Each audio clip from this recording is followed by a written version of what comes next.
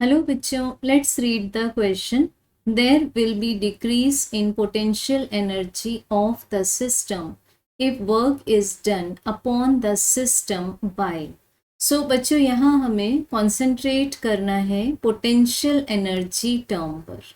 Potential energy को हम represent करते हैं U से, and if we take the consideration of formula for potential energy, this is equals to the work done, and work done means होगा the dot product of force and the displacement. It means हमें check करना पड़ेगा कि forces का कौन सा type है. So पहले हम लोग देखते हैं कि forces are mainly of two types. First are called conservative forces and the second type of forces are called non-conservative forces.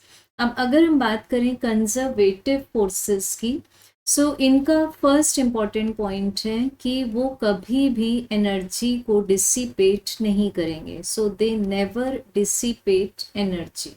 अब सेकेंड इम्पॉर्टेंट पॉइंट है कि जब भी कंजर्वेटिव फोर्सेस वर्क करेंगे, मीन्स कंजर्वेटिव फोर्स फील्ड में जब भी work होगा तो they will change the potential energy of the system. अब अगर वर्क डन पॉजिटिव हुआ तो सिस्टम की पोटेंशियल एनर्जी डिक्रीज होगी, and on the other hand if the work done is negative then system की पोटेंशियल एनर्जी इंक्रीज होगी. Next important point is कि conservative force field में जो भी हम वर्क डन लेंगे that will be depending on the initial position and final position of the object.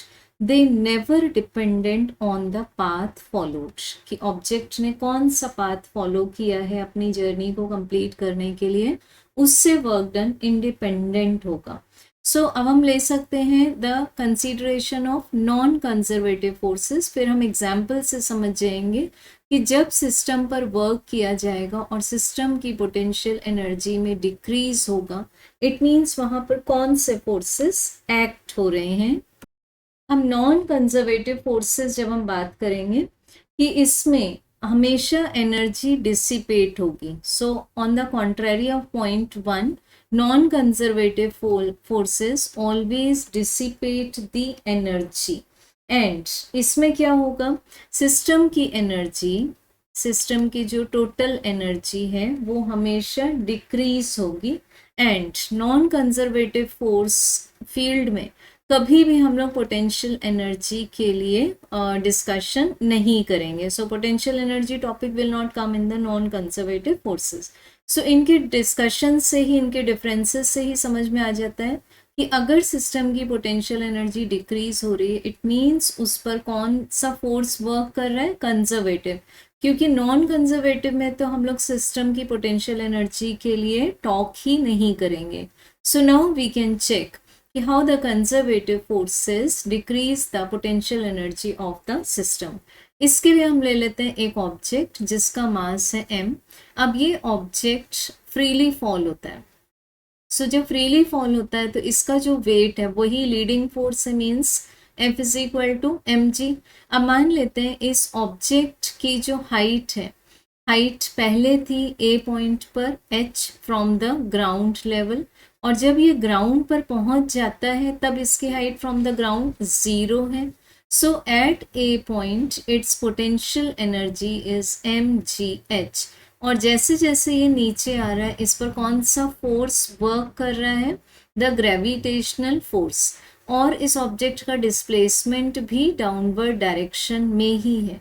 सो हम बोल सकते हैं कि work done equals to the change in the potential energy. So this is the potential energy at point A minus the potential energy at point B. So potential energy at point A is mgh, and at point B potential energy becomes 0. So धीरे धीरे धीरे जैसे object नीचे आ रहा है उसकी potential energy decrease हो रही, इट मीन्स उस पर कौन सा फोर्स वर्क कर रहा है यहाँ पर, gravitational force, and gravitational force is an important example of conservative force.